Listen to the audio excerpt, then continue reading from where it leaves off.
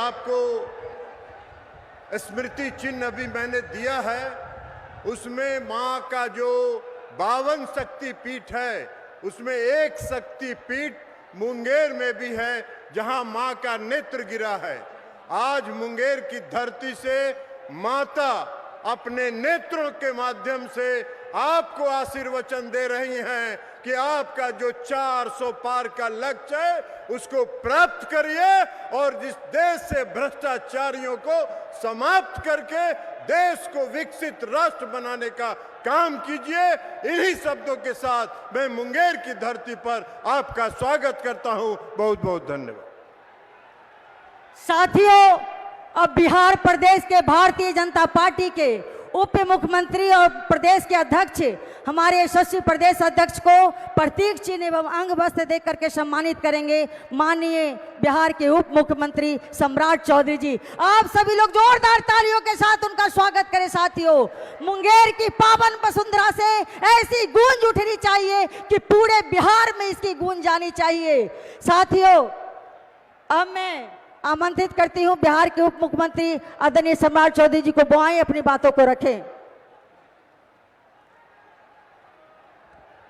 बोलिए भारत माता की जय। जय श्री राम, जय जय श्री राम। आज मैं देश के यशस्वी प्रधानमंत्री जी, दुनिया के सबसे ताकतवर नेता और दुनिया के सबसे लोकप्रिय नेता का मुंगेर के इस पावन धरती पर आप सभी लोग ताली बजाकर उनका स्वागत करने का काम करें। साथियों, इस मंच पर उपस्थित बिहार के लोकप्रिय मुख्यमंत्री आदरणीय नीतीश कुमार जी, उप मुख्यमंत्री आदरणीय विजय सिन्हा जी, मुंगेर के लोकप्रिय उम्मीदवार ललन सिंह जी, बेगूसराय के लोकप्रिय उम्मीदवार और भारत सरकार के मंत्री गिरिराज सिंह जी और खगड़िया के लोकप्रिय उम्मीदवार राजेश वर्मा जी, सम्मानित मंच और मंच के सामने उपस्थित तमाम साथियों, नौजवान साथियों, माता एवं बहनों, आज सिर्फ मैं एक ही आग्रह करना चाहता हूं। देश के यशस्वी प्रधानमंत्री जी को अभी उत्तर प्रदेश के भी कार्यक्रम में जाना है। मैं सिर्फ एक आग्रह करूंगा कि लोगों को कंफ्यूजन करने का प्रयास किया जा रहा है। लोग ये कहते हैं कि संविधान खतरे में है। मैं आपके मंच से माध्यम से कहना चाहता हूं, बिहार के लोग जानते हैं मोदी जी 10 साल से मोदी की गारंटी देश में चल रही है और देश में संविधान को आगे बढ़ाने वाले, और मोदी जी तो बड़ा स्पष्ट तौर पर कहते हैं कि अब मोदी नहीं, बाबा साहब भीमराव अंबेडकर भी आ जाए तो कोई संविधान नहीं बदल सकता है। लेकिन दूसरे तरफ जो लोग आरक्षण के नाम पर लोगों को गुमराह करते हैं, बैकवर्ड फॉरवर्ड करने का प्रयास करते हैं, उनको मैं बड़ा स्पष्ट तौर पर कहना चाहता हूं, वो सिर्फ अपने लिए जीते हैं। साथियों, वो सिर्फ अपनी पत्नी को मुख्यमंत्री बनाना जानते हैं, अपने बेटा को उप मुख्यमंत्री बनाना चाहते हैं, अपने दूसरे बेटा को जो अपनी पत्नी को अत्याचार करता है उसको मंत्री बनाना जानते हैं। और आजकल एक टूरिस्ट बेटी भी दूसरे देश से इस देश में आकर चुनाव लड़ने का काम कर रही है। लेकिन साथियों, हम लोगों को तय करना है, बिहार में लोकतंत्र और संविधान को बचाने वाला कोई है तो देश के यशस्वी प्रधानमंत्री नरेंद्र मोदी हैं। हमको एक एक वोट, यहाँ पर ललन जी बैठे हैं, आदरणीय गिरिराज जी बैठे हैं, दोनों का चुनाव 13 तारीख को है। एक एक वोट मुंगेर में तीर छाप को दीजिएगा।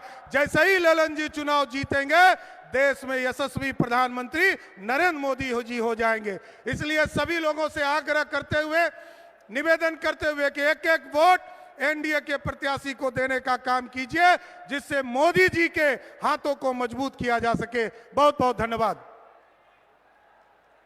साथियों, अब मैं खगड़िया के प्रत्याशी राजेश वर्मा जी को आग्रह करती हूं कि वो हमारे देश के यशस्वी प्रधानमंत्री नरेंद्र भाई मोदी जी को स्वागत करें। अब मैं महिला नारी सशक्तिकरण की मिसाल प्रधानमंत्री जी मोदी जी महिलाओं के सम्मान में, सुविधा और सुरक्षा के लिए दृढ़ संकल्पित है। उन्होंने नारी शक्ति बंधन के तहत हम महिलाओं को जो सम्मान दिया है, इसके लिए मैं सभी लोग उन्हें कर्तव्यधनी से सारे महिलाओं से आग्रह करती हूँ कि वो उन्हें स्वागत और सम्मान करें और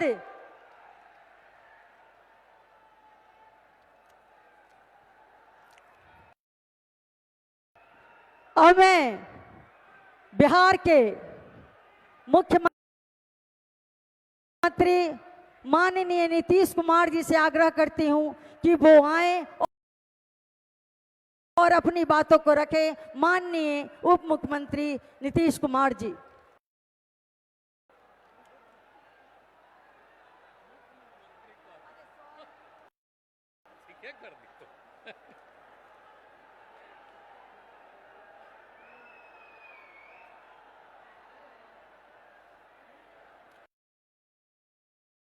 आदरणीय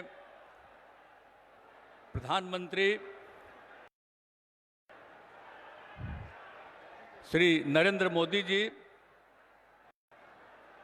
और यहाँ इस कार्यक्रम में उपस्थित बिहार के उप मुख्यमंत्री श्री सम्राट चौधरी जी, श्री विजय कुमार सिन्हा जी, मुंगेर से एनडीए जनता दल यू के उम्मीदवार श्री राजीव रंजन सिंह उर्फ ललन सिंह जी,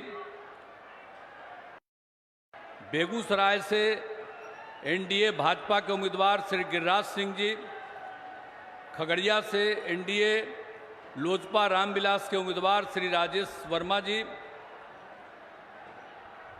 यहाँ उपस्थित जनता दल यूनाइटेड के राष्ट्रीय महासचिव और राज्यसभा के माननीय सांसद श्री संजय कुमार झा जी, यहाँ उपस्थित सभी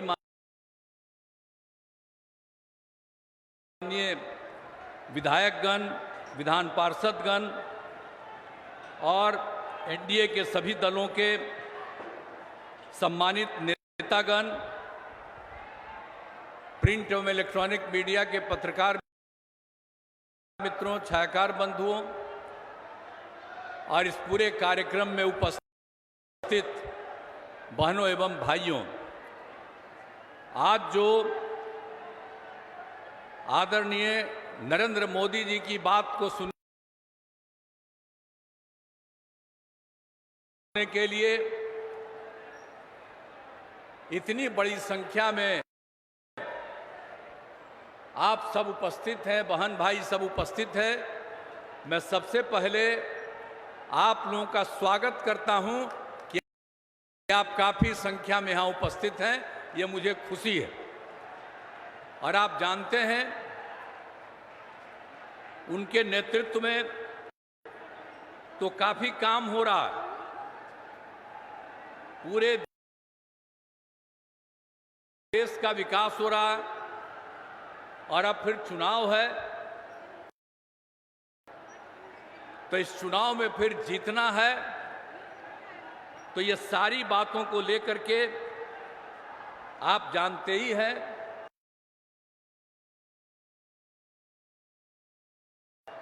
कि देश का काफी उन्होंने विकास किया है, बिहार को भी मदद किया है।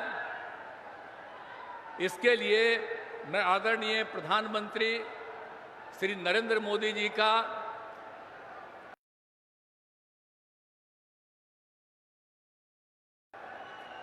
हृदय से धन्यवाद देता हूं। और आप जानते हैं कि यहां पर बिहार में भी हम लोग सब काम तेजी से कर रहे हैं और आपको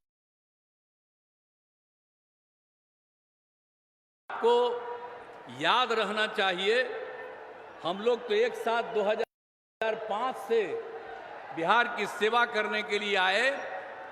इसको याद रखिएगा, 2005 के नवंबर में हम लोग आए, काम करने लगे, लेकिन याद कीजिएगा कि उसके पहले जिसको 15 साल तक का मौका था और उसके पहले कांग्रेस को मौका था, इन लोगों ने क्या किया था आप जानते थे? शाम में घर से बाहर नहीं निकल पाते थे। याद रखिए 2005 के तक जो हालत है इसको याद रखना चाहिए। और कितना विवाद होता था। आजकल तो सब समझता है कि मुस्लिम हमारा, हम वोट लेंगे, तो कितना ज्यादा हिंदू मुस्लिम का झगड़ा कराते रहते थे। तो इन सब चीजों को याद रखिए। अब पढ़ाई का क्या हाल था, बहुत कम बच्चे पढ़ते थे। और बिल्कुल स्वास्थ्य के क्षेत्र में क्या काम होता था, प्राथमिक स्वास्थ्य केंद्र में बहुत मुश्किल से 1 महीने में 29 लोग इलाज के लिए जाते थे। तो अब क्या हाल था, कहीं सड़क नहीं था, तो कोई तरह की चीज नहीं थी, कहीं बिजली नहीं थी। लेकिन उसके बाद जब हम लोगों को काम करने का मौका मिला तो हम लोगों ने एक एक चीज का काम किया, कितना विकास किया। और आप जानते हैं अब पूरे राज्य में प्रेम भाईचारे का और शांति का माहौल है। और ये जो मुस्लिम लोग का वोट लेने का चक्कर में रहता है, अब बिना मतलब का ही लोग, जो मुस्लिम लोग समझते हैं पता नहीं क्या, किसके दिमाग में क्या बात आती है। तो याद रख लीजिए कि जब पहले आप लोगों के साथ झंझट होता था, तो हम लोग जब थे 2005 में, तो 2006 में हम लोगों ने कब्रिस्तान की घेराबंदी कराई। हिंदू मुस्लिम के इलाके में रहता था, वहां करने में बड़ी दिक्कत होती थी, वहीं झंझट बहुत होता था। तो हम लोगों ने किस तरह से किया, जो उस समय 8000 से थोड़ा ज्यादा तय हुआ वो तो कर ही दिया, और अब 1000 के करीब और तय हुआ, उसको भी हम लोगों ने करना शुरू किया। तो काम तो सब हम लोग किए हैं। और सिर्फ हम लोग कब्रिस्तान की घेराबंदी नहीं, हिंदुओं के लिए भी 60 वर्ष से पुराने मंदिरों का घेराबंदी हम लोग कर रहे हैं। तो ये सब काम हम लोग कर रहे हैं। हर क्षेत्र में हम लोग काम किया है, शिक्षा हो, स्वास्थ्य हो, सड़क हो, पुल पुलियों का निर्माण हो। और आप जानते हैं उसके बाद करते करते हम लोगों ने आगे कितना किया, हर घर बिजली पहुंचा दिया, हर घर नल का जल, हर घर शौचालय, ये सब काम करा दिए। पहले क्या हाल था, कुछ था। अब उसको वोट दीजिएगा, कमवा हम लोग किए हैं, अब वोट लेगा वो, कोई काम करता है? सब कमाई के चक्कर में है।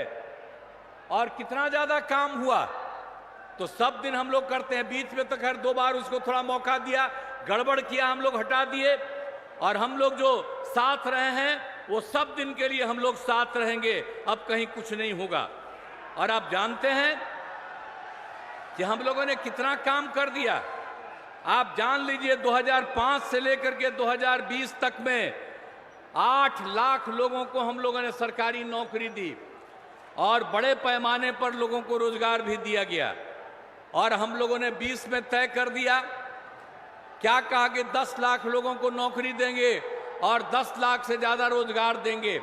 और आपको मालूम है 4 लाख से ज्यादा नौकरी हो गया, 1 लाख के करीब काम पूरा होने जा रहा, हो रहा है, 3 लाख का काम शुरू हो रहा है, और हम लोगों का काम अगले साल के अंत में शुरू होगा। तब तक 10 लाख तो करेंगे ही, जरूरत पड़ेगा तो उससे ज्यादा करेंगे। और आप जान लीजिए रोजगार का काम भी 5 लाख लोगों को रोजगार हो गया। तो एक एक तरह से हम लोग न्याय के साथ विकास के सिद्धांत पर काम करते रहते हैं। तो इसीलिए याद करिए कि जो दूसरे लोग के चक्कर में, उन लोगों के चक्कर में मत रहिए, अनाप शनाप बोलता रहता है। तो इसीलिए अब मुंगेर जिला में कितना काम हुआ है, शिक्षा, स्वास्थ्य, सड़क, बिजली, पानी, कितना काम हुआ। मुंगेर जिले में इंजीनियरिंग कॉलेज, पॉलिटेक्निक संस्थान, महिला ITI और सभी अन्य मंडलों में ITI की स्थापना हुई। अब एक एक काम हम लोगों ने किया है। और मुंगेर के रेल सह सड़क पुल का जो निर्माण हुआ है, आपको हम याद कराना चाहते हैं। इसका शिलान्यास तत्कालीन माननीय प्रधानमंत्री श्रद्धेय अटल बिहारी वाजपेयी जी के द्वारा 26 दिसंबर 2002 को उसका शिलान्यास किया गया। अब वो काम पूरा हो गया तो कितना बड़ा काम हो गया। मुंगेर के लोगों ने रात में अपने घरों में सब कुछ दीप जलाकर अपनी खुशी जाहिर कर रहे हैं। तो एक एक तरह से सारा काम सब कुछ हो रहा है। तो इसीलिए पूरे तौर पर सब काम हम लोग कह रहे हैं। और मुंगेर में मिर्चा जोगी के पुराने पथ को ठीक किया जा रहा है और ये केंद्र सरकार के द्वारा किया गया है। ये नए 4 लेन ग्रीनफील्ड पथ का कार्य किया जा रहा है। तो अभी तो हमारे आदरणीय प्रधानमंत्री जी आपके सामने सब बात कहेंगे। हमने तो संक्षेप में कहा है कि हम लोग इतना काम किए हैं और केंद्र की तरफ से कितना कितना काम कर दिया। आज जो आज तक कभी कोई काम नहीं किए वही आकर के यहाँ कहते हैं। तो हम तो सब लोगों को कहेंगे कि जितना काम कर दिया है, कोई किसी के आधार पर बाएं दाएं इधर उधर कोई धंधा करने की बात करता है। अब यहाँ बताइए, यहाँ पर जो बेचारे हैं, आप यहाँ पर किसी को कैंडिडेट बना दिया। अब जो ललन बाबू जो यहाँ से है, अब किसको कैंडिडेट बना दिया? क्या मतलब है? सारा काम हम लोग किए हैं। आज जात के आधार पर कुछ वोट के चक्कर में है। आप जान लीजिए, जात के आधार पर एक वोट नहीं देना चाहिए, काम के आधार पर वोट देना चाहिए। और हम लोग आई बाकी सब लोग अपने परिवार को कराता है, बाल बच्चा को कराता है। यहां पर आदरणीय प्रधानमंत्री हैं, आप देखिए कोई बाल बच्चा को करते हैं। बिहार में भी हम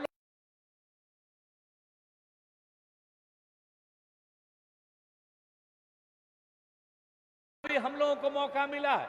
हम लोगों ने अपने परिवार को किसी को कुछ किया है, लेकिन कुछ लोग अपने परिवार को ही सब कुछ करते रहते हैं। तो याद रखिए, कभी ये सब नहीं होना चाहिए। और हम लोगों के लिए आप पूरा एक परिवार है और आप सब लोग को हम अपना परिवार मानते हैं, पूरे बिहार के लोगों को, और उनकी इज्जत करते हैं और उनकी सेवा करते हैं। तो जो कुछ भी काम होता है हम तो बराबर आते हैं, जो जरूरत पड़ता है और कराते हैं और कराते रहेंगे। और आप जान लीजिए कि आदरणीय हमारे माननीय प्रधानमंत्री नरेंद्र मोदी जी का एकदम इच्छा है, पूरे बिहार को पूरे देश को आगे बढ़ाएंगे, पूरे बिहार की भी सेवा करेंगे। इसलिए हम तो यही चाहते हैं कि भाई मुंगेर लोकसभा से एनडीए जदयू के उम्मीदवार राजीव रंजन सिंह उर्फ ललन सिंह को जो चुनाव लड़े हैं उनको वोट देकर भारी मतों से जिताइए। और आप जान लीजिए, हम लोगों की इच्छा है कि बिहार के 40 सीट हम लोग जीतें और देश में 400 से ज्यादा सीट जीतें, ताकि फिर से आदरणीय प्रधानमंत्री नरेंद्र मोदी जी फिर से देश को आगे बढ़ाएं। प्रधानमंत्री के रूप में हम लोग यही चाहते हैं। तो आप लोगों से हम यही कहने आए हैं कि भाई तब आप लोग जो आ गए हैं,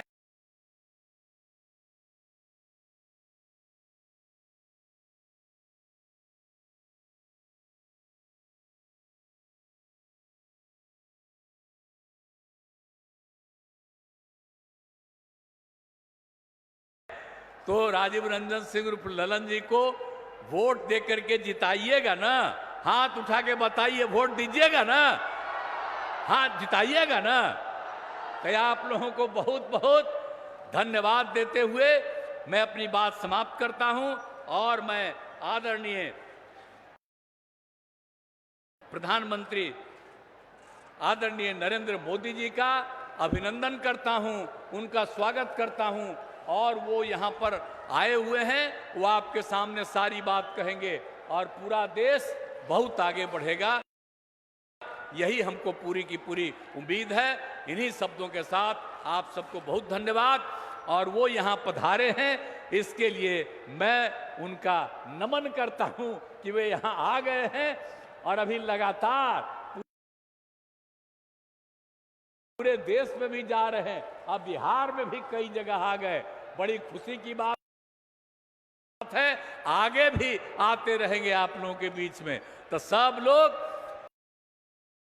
एकदम बुलंद रहिए और खूब आगे बढ़िएगा। आप पहले कभी कोई पहन करके कपड़ा भी पहन करके चलते थे दीदी, आजकल कितना बढ़िया लग रहा है। तो आप समझ लीजिए और आगे बढ़िएगा। लेकिन गलती से उन लोगों को वोट दे करके अगर दे दीजिएगा तो निश्चित रूप से फिर बर्बाद हो जाइएगा, कुछ नहीं रहेगा। उस सब लोगों का पैसा अपने लेकर के अपने तरफ अपना काम करता रहेगा। इसलिए आपसे आग्रह है कि पूरे तौर पर एकजुट होकर के आप काम कीजिए। मैं इन्हीं शब्दों के साथ आप सबको धन्यवाद देते हुए मैं अपनी बात समाप्त करता हूं। जय हिंद। बहुत बहुत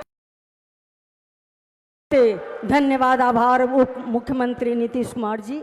अब मैं आप लोगों के बीच जिनको सुनने के लिए आप सभी लोग इस तपती दोपहरी में यहाँ पर उपस्थित हैं, मुंगेर की पावन वसुंधरा माननीय मोदी जी को जय श्री राम।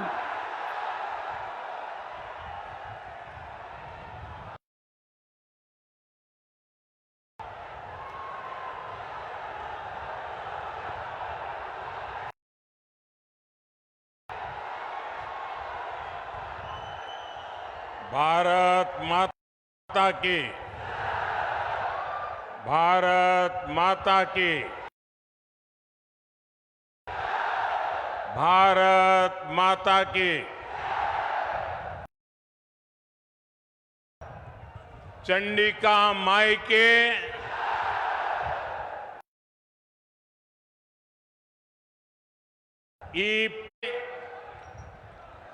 स्वाभिमान की धरती है।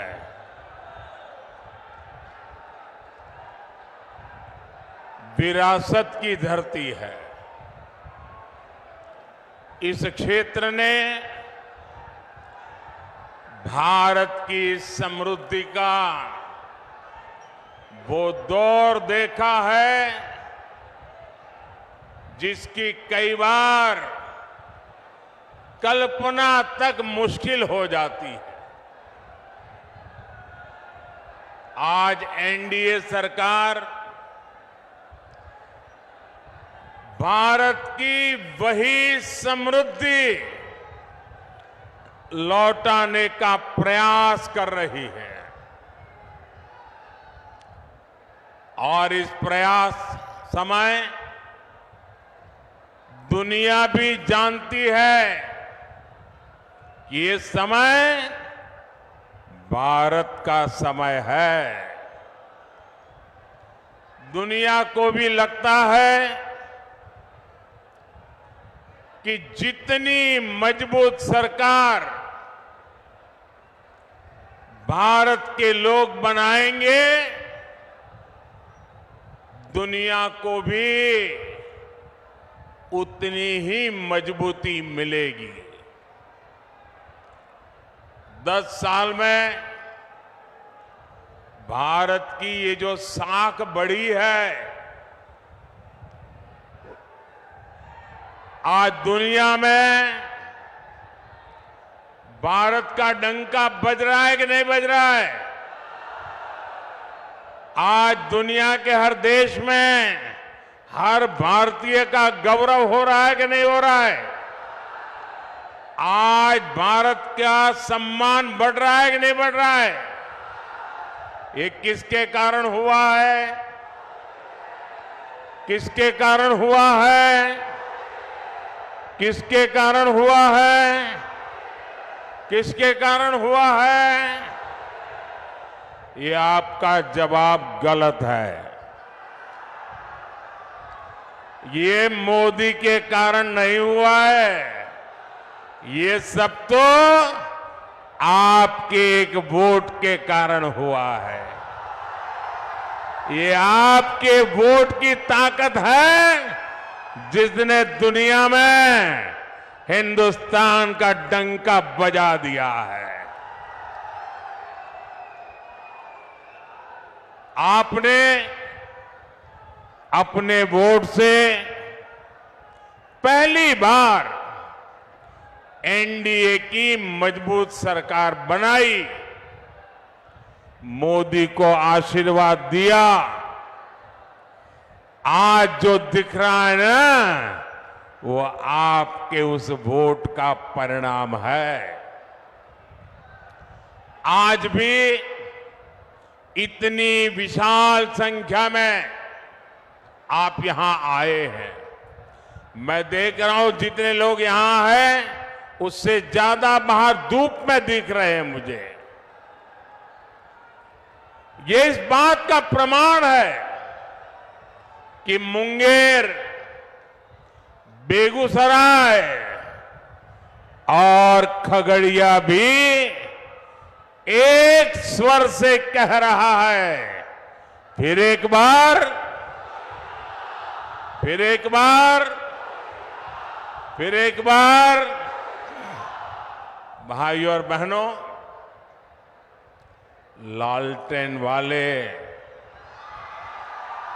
उस अंधकार युग में जो जंगल राज चलता था,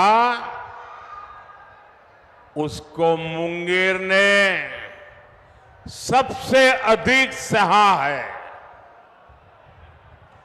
पहले हर कोई यहां से पलायन के बारे में ही सोचता था, लेकिन नीतीश जी, जेडीयू, बीजेपी, इनके नेतृत्व में एनडीए सरकार ने लालटेन के उस अंधेरे से बिहार को बाहर निकाला है।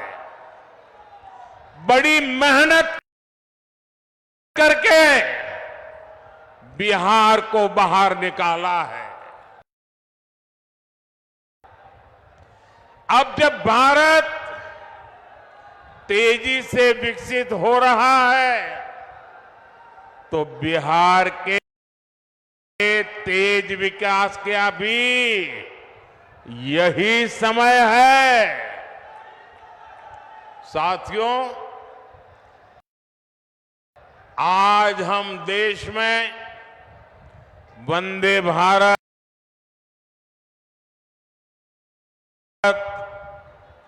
अमृत भारत और बुलेट ट्रेन जैसी नई ट्रेनें चला रहे हैं। ये सिर्फ आधुनिक सुविधाएं भर नहीं है। आज हम पटरी से लेकर ट्रेन के इंजन और डिब्बे तक भारत में ही बना रहे हैं। इतना ही नहीं, हम दुनिया के और देशों में, विदेशों में भी बेच रहे हैं। इससे आने वाले समय में बिहार के रेल कारखानों को भी बहुत लाभ होने वाला है। हम भारत को दलहन और तिलहन में भी आत्मनिर्भर बनाने का संकल्प लेकर चले हैं। इसके लिए आने वाले 5 साल में मिशन मोड पर काम होगा। ऐसे में दलहन के कटोरे के रूप में इस क्षेत्र के किसानों की भूमिका और बड़ी होने जा रही है। साथियों, आज बिहार में इस चुनावी जंग में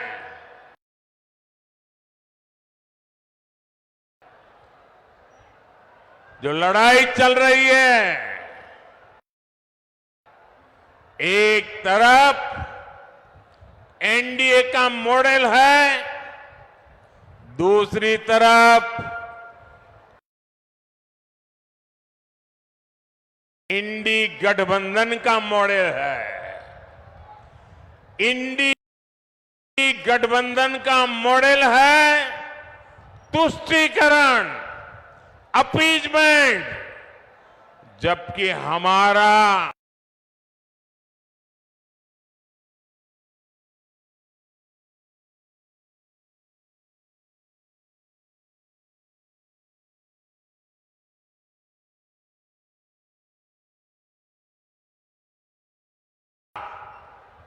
मॉडल है संतुष्टीकरण।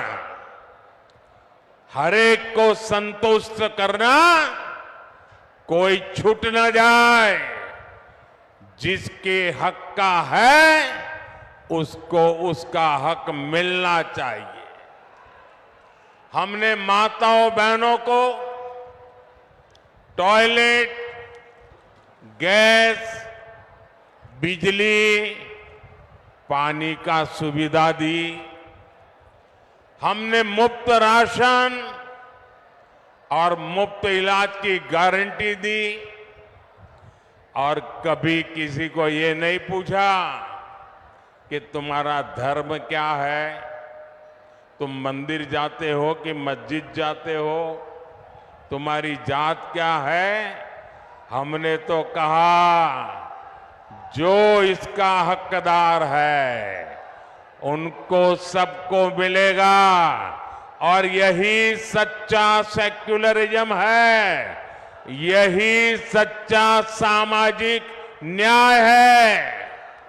हमने गरीबों के पक्के घर बनाए, वो भी माताओं बहनों के नाम किए। लेकिन इंडी गठबंधन अपनी पूरी ताकत सिर्फ और सिर्फ तुष्टीकरण पर लगा रहा है। कांग्रेस के शहजादे का कहना है कि वो देश भर में, ये जरा ध्यान से सुनिए, ये कांग्रेस के शहजादे ने क्या कहा है और आपके लिए कितनी बड़ी मुसीबत वो लाने वाले हैं, ये जरा समझने की जरूरत है। कांग्रेस के शहजादे ने कहा है कि देश भर में हर परिवार की उसकी कमाई का, उसकी मिल्कत का, उसकी प्रॉपर्टी का सर्वे करेंगे। परिवार के पास क्या होता है, कुछ छोटी मोटी बचत होती है, छोटी मोटी गुमटी, दुकान, मकान होता है। हमारी बहनों के पास कुछ जेवर गहने होते हैं, और स्त्री धन तो हमारे यहां बहुत पवित्र माना जाता है, मंगलसूत्र होता है। भ्रष्टाचार करके लोगों को तबाह करने वाली कांग्रेस की बुरी नजर अब आपकी संपत्ति पर पड़ गई है। साथियों, कांग्रेस कहती है कि वो किसानों के घर और जमीन के सर्वे कराएगी, और आप पर विरासत टैक्स लगाएगी, और कहते हैं वो एक्सरे निकालेंगे हर एक का, हर परिवार का एक्सरे निकालेंगे।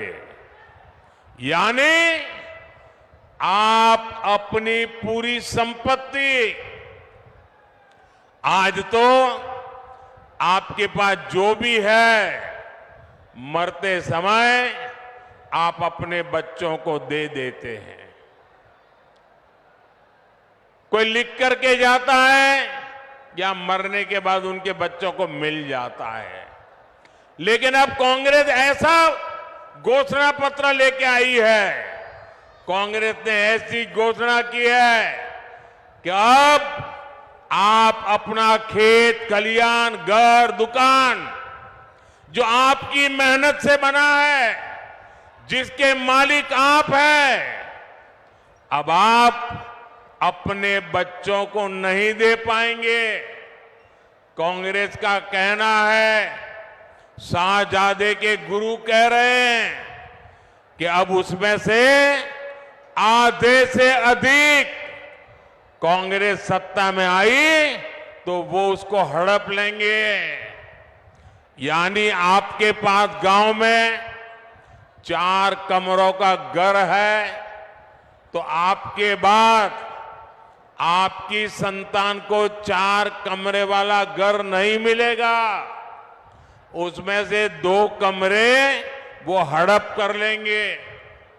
मान लीजिए किसी किसान के पास 10 बीघा जमीन है, कांग्रेस की सरकार बनी तो 10 बीघा जमीन आप वारसे में, विरासत में अपने बच्चों को नहीं दे पाएंगे। 5 बीघा जमीन आपको बच्चों को देनी है, 5 बीघा सरकार में जमा करनी है। ऐसा भयानक विचार लेकर के ये इंडी गठबंधन के लोग आए हैं। और इधर आरजेडी वाले, इतनी चर्चा चल रही है, मुंह पे ताला लगा करके बैठ गए हैं, क्योंकि वो भी मौन रख करके ये संपत्ति का, भागीदारी का मजा लेना चाहते हैं।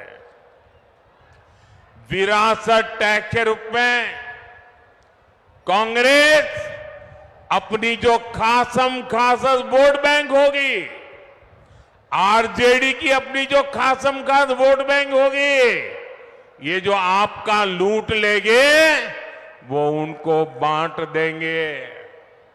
और इसलिए आज पूरा देश चिंतित है, हर नौजवान चिंतित है, हर बुजुर्ग मां बाप चिंतित है।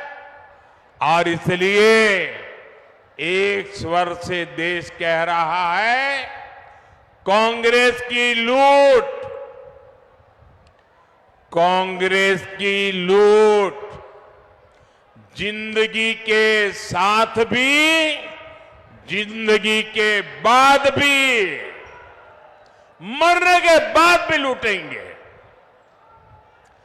कांग्रेस की इस योजना में आरजेडी उसके साथ कंधे से कंधा मिलाकर चल रही है।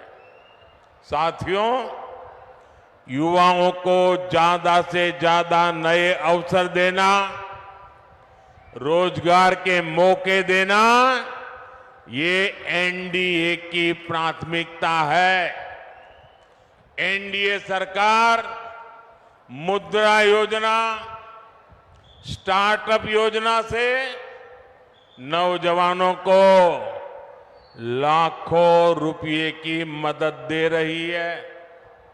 मकसद यही है कि देश के युवा अपने स्टार्टअप शुरू करें, अपनी कंपनियां खोलें, अपने इच्छा अनुसार काम शुरू करें।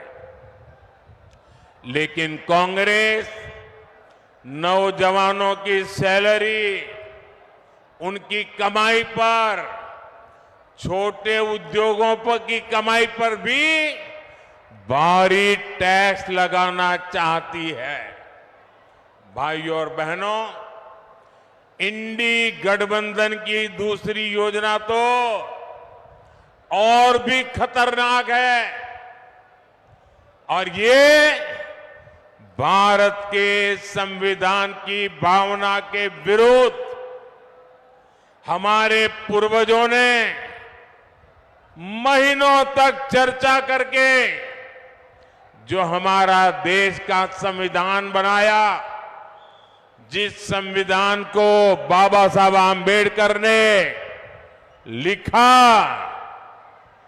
उस संविधान की भावना के खिलाफ, बाबा साहब आम्बेडकर की योजना और विचार के खिलाफ अब वो धर्म के आधार पर आरक्षण लाना चाहते हैं। कांग्रेस कर्नाटका में उन्होंने एक मॉडल खड़ा किया है। मेरे ओबीसी समाज के जो भाई यहां है, ये जरा समझ लें कितना बड़ा भयंकर संकट इनका खेल है। कर्नाटका में उन्होंने एक मॉडल बनाया है। जो अब संविधान का उनका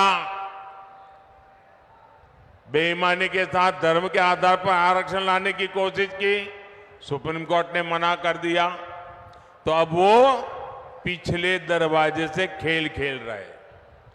और इसलिए उन्होंने क्या किया, कर्नाटका में ओबीसी को जो 27% आरक्षण संविधान ने दिया है, बाबा साहब आम्बेडकर ने दिया है, भारत की संसद ने दिया है, उन्होंने क्या किया, रातों रात कर्नाटका में जितने भी मुसलमान समाज के लोग हैं,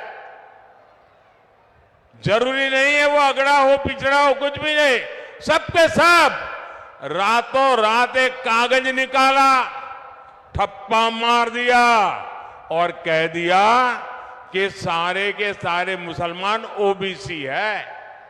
और उसका परिणाम यह आया कि ओबीसी समाज का जो 27% का आरक्षण था, उसका बहुत बड़ा हिस्सा उन्होंने धर्म के नाम पर दे दिया। ओबीसी समाज का आरक्षण उन्होंने काट दिया। अब यही काम वो पूरे देश में करना चाहती है। बिहार में भी ये इनकी कर्नाटका जी फॉर्मूला है। वो इंडी गठबंधन वाले, यादव हो, मंडल हो, कुर्मी हो, कुशवाहा हो, निषाद हो, ऐसी जितनी भी पिछड़ी जातियां हैं, उनको जो आरक्षण मिला है, अब वो उसमें से डाका डालेंगे, लूट लेंगे और धर्म के नाम पर बांट देंगे, अपनी वोट बैंक को देना चाहते हैं।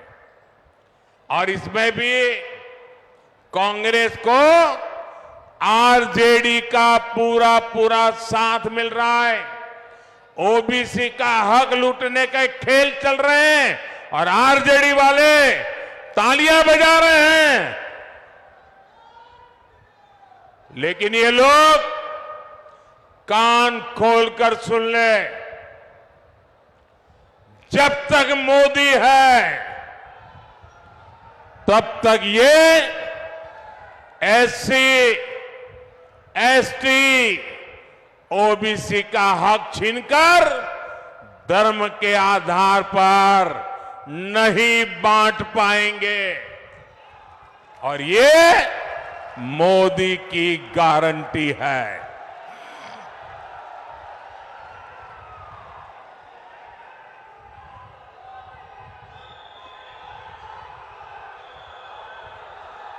साथियों, वोट बैंक की राजनीति के कारण ही कांग्रेस की सरकारों ने हमारी हजारों वर्षों की समृद्ध विरासत की सूध नहीं ली। आज जब मैं गर्व के साथ पूरी दुनिया में जाकर कहता हूं कि भारत लोकतंत्र की जननी है, तो ये आरजेडी, कांग्रेस, लेप वाले मेरे देश की मजाक उड़ाते हैं। ये मजाक सिर्फ मोदी का नहीं है, बल्कि बिहार के महान लोकतांत्रिक इतिहास का मजाक है। बीते 10 वर्षों में हमने अपनी विरासत, अपनी धरोहर को फिर विश्व पटल पर स्थापित किया है। गुलामी की मानसिकता से घिरे गए लोग अब चाहकर भी इस नए भारत को बदल नहीं सकते। आप देखिए, दिल्ली में G20 सम्मेलन के दौरान हमने हमारे देश की, बिहार की महान विरासत, नालंदा विश्वविद्यालय के गौरवमय इतिहास को दुनिया के सामने रखा। आज दुनिया के जो जितने G20 के बड़े नेता हैं, उनके घर में नालंदा के उस विश्वविद्यालय के साथ फोटो है। एनडीए भारत को 21वीं सदी के वैश्विक ज्ञान का केंद्र बनाने के लिए समर्पित है। मुंगेर में विश्व का सबसे बड़ा योग का विद्यालय है। पद्मश्री पूज्य स्वामी निरंजनानंद सरस्वती जी के प्रयासों से पूरे विश्व से लोग यहां योग सीखने आते हैं, लेकिन गुलामी की मानसिकता से भरे दलों ने तो हमारे योग तक को विदेशियों के हवाले कर दिया था। आज पूरी दुनिया जून के महीने में अंतर्राष्ट्रीय योग दिवस मनाती है। उसे मुंगेर को, बिहार को गर्व होना बहुत स्वाभाविक है। साथियों, अब भाजपा ने योग और आयुर्वेद को वैश्विक बनाने के लिए बड़ी घोषणाएं की हैं। एनडीए सरकार योग और आयुर्वेद के लिए विश्व स्तर पर मान्यता देने की, प्रमाण पत्र देने की व्यवस्था स्थापित करेगी। एनडीए सरकार दुनिया के लिए योग और आयुर्वेद के प्रमाणित पाठ्यक्रम बनाने के लिए इससे जुड़े संस्थानों को मदद देगी। इससे योग और आयुर्वेद सेक्टर में हमारे नौजवानों के लिए पूरी दुनिया में अवसर बनेंगे। साथियों, मोदी का एक और मिशन भारत को हमारे छोटे किसानों के मोटे अनाज श्री अन्न को दुनिया में घर घर पहुंचाने का है। बिहार में हमारे किसान बड़ी मात्रा में श्री अन्न उगाते हैं। ये देश के करोड़ों छोटे किसानों की कमाई को कई गुना बढ़ाने वाला है। भाई और बहनों, यहां इस क्षेत्र में तो साक्षात माता सीता जी के निशान है। 500 साल बाद अयोध्या में प्रभु राम का भव्य मंदिर बना है।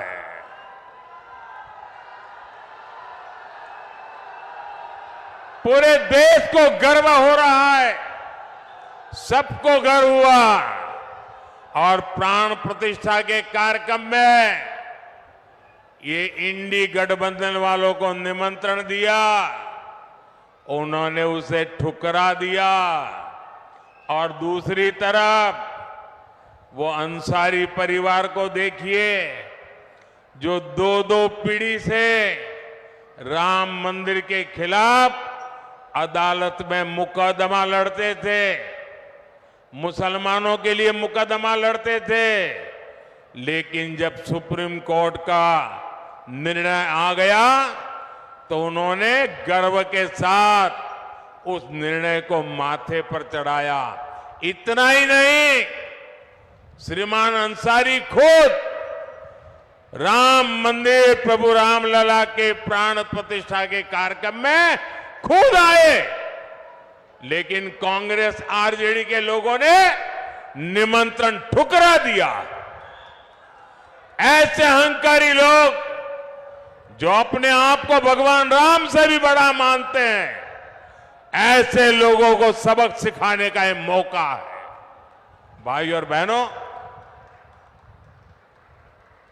आप सबको ये ध्यान रखना है कि इस बार आपका एक एक वोट भारत के विकास और भारत की विरासत को नई ऊंचाई देने के लिए पड़ने वाला है। और इसलिए मुंगेर से हमारे मित्र श्रीमान राजीव रंजन जी, बेगूसराय से गिरिराज सिंह जी और खगड़िया से राजेश वर्मा जी को हर बूथ पर विजयी बनाना है। कहीं पर 7 मई को मतदान है तो कहीं पर 13 मई को मतदान है, लेकिन हर बूथ पर मतदान के रिकॉर्ड जरूर टूटने चाहिए। टूटेंगे, घर घर जाएंगे, ज्यादा से ज्यादा मतदान कराएंगे, सुबह 10 बजे के पहले मतदान कराएंगे, पूरा कराएंगे। अच्छा, मेरा एक काम करेंगे, ये मेरा काम है, ललन सिंह का नहीं है, गिरिराज का नहीं है, मेरा काम है। करेंगे, पक्का करेंगे। देखिए, घर घर जाइएगा और कहिएगा कि मोदी जी मुंगेर आए थे और मोदी जी ने आपको प्रणाम कहा है। मेरा प्रणाम पहुंचा देंगे, हर परिवार में मेरा प्रणाम पहुंचा देंगे। जब हर परिवार में आप मेरा प्रणाम पहुंचाएंगे ना, तो हर परिवार मुझे आशीर्वाद देगा। वो आशीर्वाद मेरी ऊर्जा है, वो आशीर्वाद मेरी शक्ति है, वो आशीर्वाद मेरी प्रेरणा है। और उस आशीर्वाद को लेकर के मैं पूरी ताकत से फिर से एक बार आपकी सेवा में जुड़ जाऊंगा। मेरे साथ बोलिए, भारत माता की, भारत माता की, भारत माता की। बहुत बहुत धन्यवाद।